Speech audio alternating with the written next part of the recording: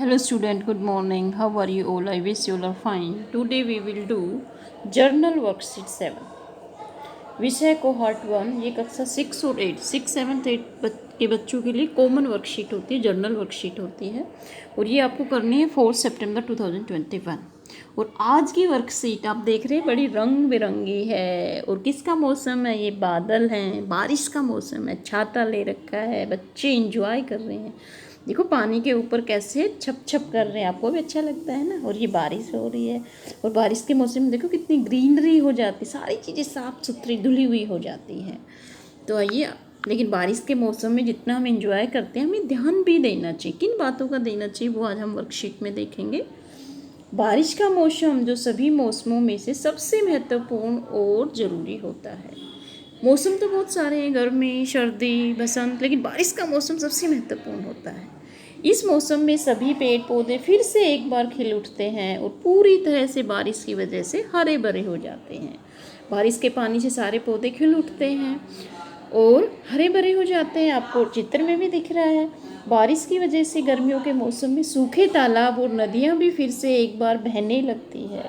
लेकिन हमारे देश के लिए ये थोड़ी सी खतरनाक सिचुएशन हो जाती है। बारिश ज़्यादा होने से नदियों में बाढ़ आ जाती है। आजकल भी आप देख रहे होंगे कई जगह पर बाढ़ आई हुई है, उत्तर प्रदेश के कई क्षेत्रों में बाढ़ आई हुई है।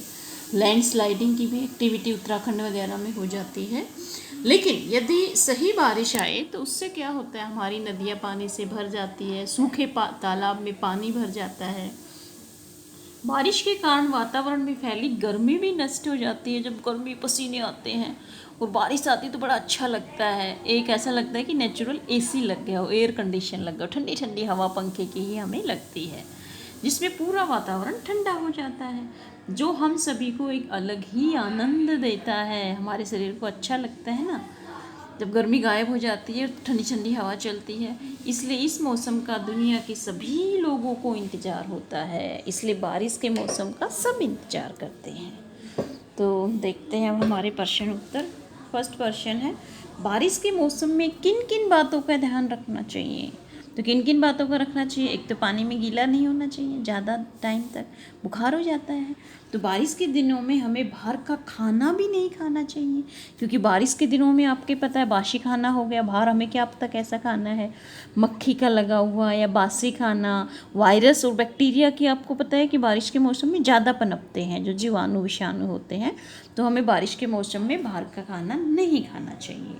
दूसरा, हमें बारिश का पानी छतों पर इकट्ठा नहीं होने देना चाहिए। ये बहुत ज़रूरी है, क्योंकि छत पर पानी रहेगा, मच्छर होंगे, मच्छर की वजह से डेंगू हो सकता है, मलेरिया हो सकता है।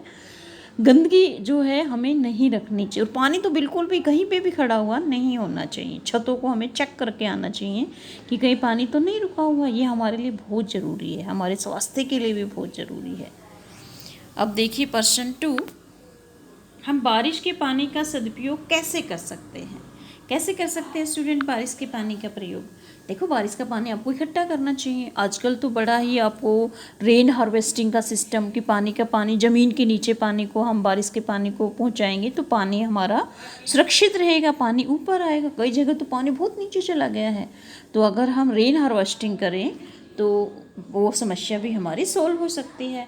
तो हम बारिश के पानी को एक जगह पर इकट्ठा कर उसको सिंचाई में, खेतों में यूज कर सकते हैं। उस पानी को, बारिश के पानी को कपड़े धोने और सफाई करने इत्यादि में प्रयोग कर उसका सदुपयोग कर सकते हैं। अच्छा प्रयोग होगा ना, हम इकट्ठा कर लेंगे उनको और फिर सिंचाई करने में, खेतों में पौधों को देने में, आपके घर में भी पौधे होंगे उनको देने में यूज कर सकते हो, पोछा लगाने में यूज कर सकते हो, सफाई करने में यूज कर सकते हो। तो हमें पानी को बर्बाद नहीं होना देना चाहिए, बारिश के पानी को भी नहीं होने देना चाहिए, उसका सदुपयोग करना चाहिए। अब प्रश्न 3 है, आपके अनुसार बारिश के पानी का क्या महत्व है? तो क्या महत्व है स्टूडेंट, पता है? बारिश, किसानों से पूछो बारिश के महत्व, तो उनकी खेती ही बारिश पे रहती है। भारत में कई ऐसे किसान हैं जो बारिश को बड़े इंतज़ार करते हैं कि बारिश होगी तो हमारी फसल अच्छी होगी, फसल अच्छी होगी तो पैसे मिलेंगे। बेचारे जिनकी कृषि पर ही जीवन निर्भर है, उनके लिए बारिश बहुत ज़रूरी है।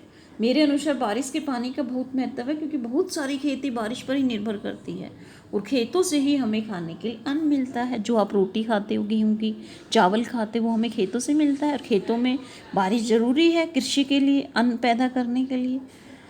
ओके, अब देखिए क्वेश्चन नंबर 4। वर्षा के 3 पर्यायवाची शब्द लिखिए। पर्यायवाची शब्द क्या होते हैं स्टूडेंट? समानार्थक शब्द जिनके सेम अर्थ होते हैं। बारिश के स्थान पे जो वर्ड यूज़ करते हैं, बारिश, वर्षा के लिए बारिश भी यूज़ करते हैं, बरसात और मे आ गया। आपने अपनी मदर को, फादर को जो लोकल लैंग्वेज है वो मे बोलते हैं।